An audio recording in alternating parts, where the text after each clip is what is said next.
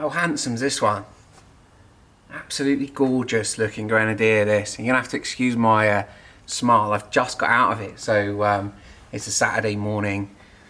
Everything's sort of finished and done and it's being collected on Monday. This Grenadier belongs to Philip, a client of ours. You'll have seen his 911 on here as well, where we converted the Bose subwoofer and did a full sort of system. But this is just absolutely gorgeous. Near on 0 miles on it, straight here, straight to have his system done. Philip wanted to go further than a lot of our previous Grenadiers, so what I'm going to do, I'm going to bore you too much going on about it. I'm going to walk you around it and see what you think. All right.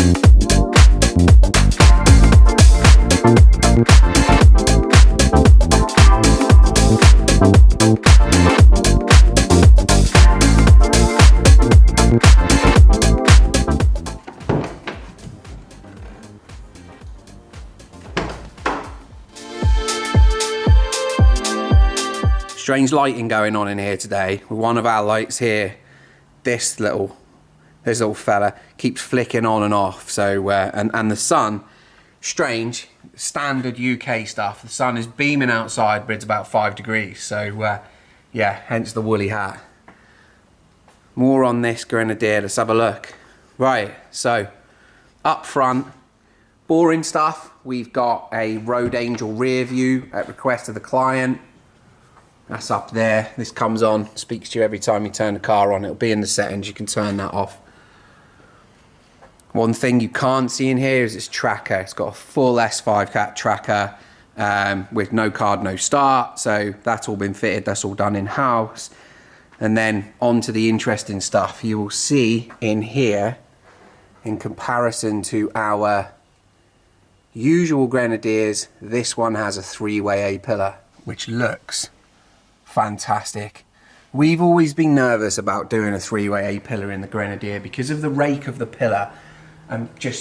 Yeah, it is almost entirely the rake of the pillar, but the width of it and the way that it kicks back to the windscreen, it can be particularly tricky. Now, Philip didn't want the grills. He specifically said he doesn't want grills on the mid-ranges. I agree with that, especially from a sound perspective, but also the Melee grill is pretty ugly. So we've gone without the grills, which minimizes the width of the mid-range, which is just fantastic. We will always build a pillar like that, so it's aesthetically pleasing, but you know, first things first, it's on axis with the driver.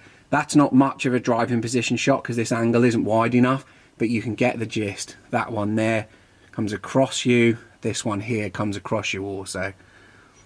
And that's how it always should be.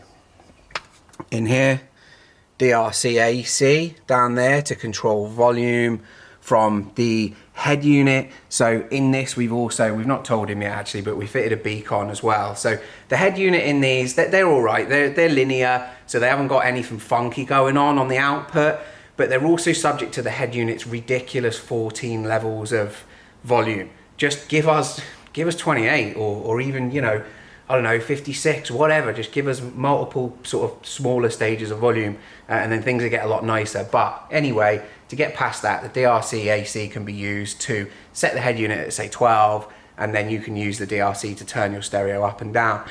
Also, it can be used to source select to switch between the radio and the beacon. And we can get the beacon to play from the phone and have CarPlay working on the dash. So yeah, we can use that really well, and that gives us a much more linear input and a fair bit more volume. Under the seats is the sort of magic trick in this one.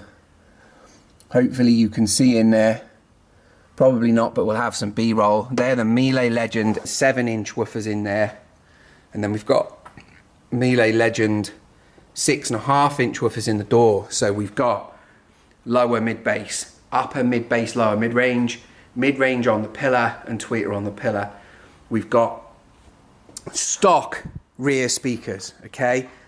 What we've done in here, we've done deadening in here, but we haven't done any upgrades in terms of the speakers, okay? There is no need to be changing that unless the rear passengers have paid for this installation. Around the back in this one is another point of where the magic happens. A little bit.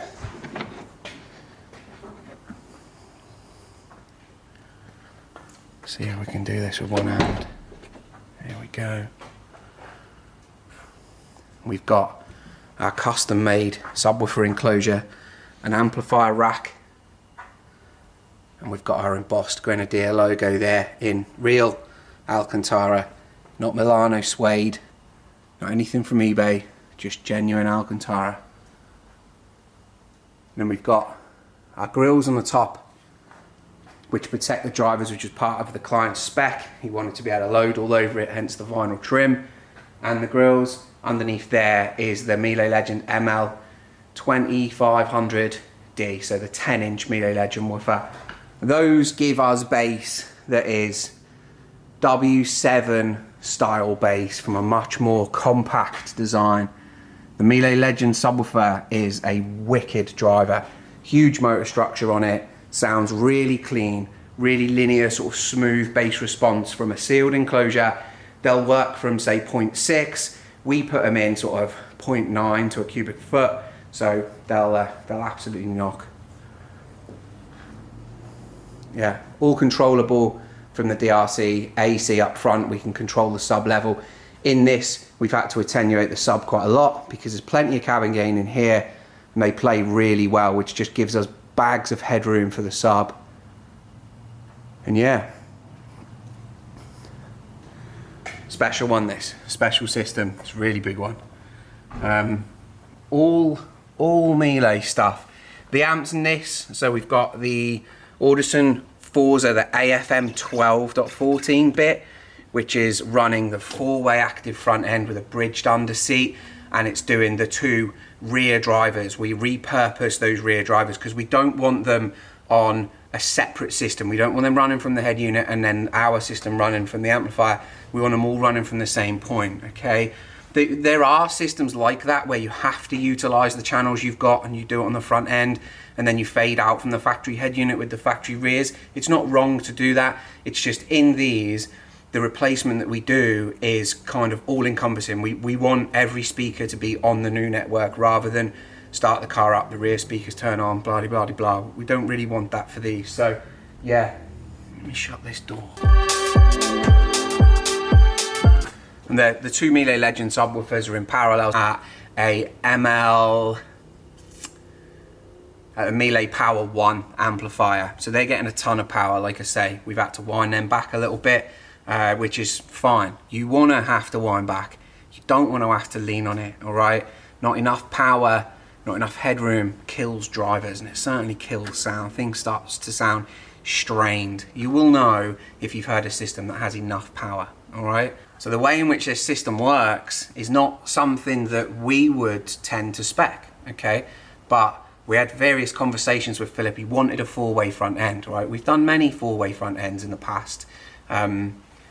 Usually, like I say, usually at request, okay? So I think the need for a 4-way front end comes from people wanting a really sort of hard-hitting mid-bass, you know, like a dedicated, narrow bandwidth mid-bass driver in a sealed enclosure, which is what he's got underneath the 2 front seats in here. And I know you all don't have that space under the seats for various different things, and our standard Grenadier spec actually puts the amplifier underneath that seat. So this is a sort of Platinum Plus, but it's like a Platinum Plus Plus level, all right? This is where we get into that point of modifying the system, and pretty much it ends up wherever it ends up just from good design, you know? So yeah, we've got the 8s under the seat there in their sealed enclosures. The mid-bass mid-ranges, so upper mid-bass, lower mid-range, I think we've got like say a 120 to 350 band pass there. Even that to me is a little high, but in tests, in listening, that higher sort of low pass that door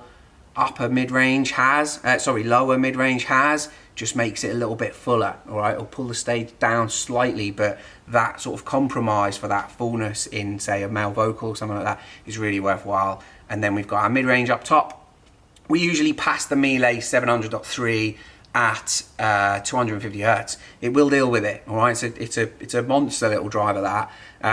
But this one, yeah, 350 up, or 350 4K, thereabouts, 24 dB slopes, and then we've got the 280.3. So cracking value tweeter, that the ML280.3. I find it really nice, really smooth, nice response from that tweeter. Does all the rest from there on up.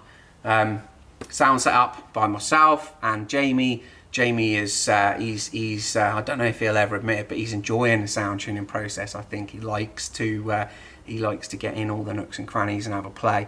This is majority Jamie's installation. I've been helping with certain elements, but it's all about designing the system well, okay? It might be expensive. It might be expensive to do a job like this, but better it's expensive to do a job like this and it sound good than it to be 3 or 4 times the cost and it to sound like crap.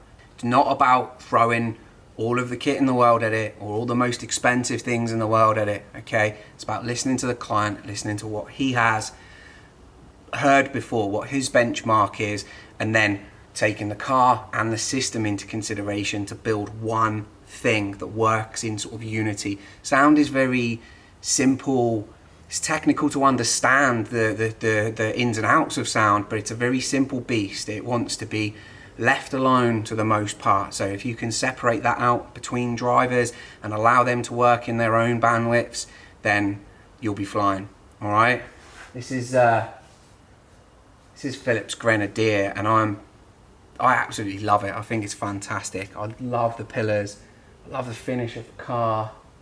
The way that he spec'd it is just airplay, mate. All right. Anyway, I'm Carl's the studio in car. This is another Grenadier.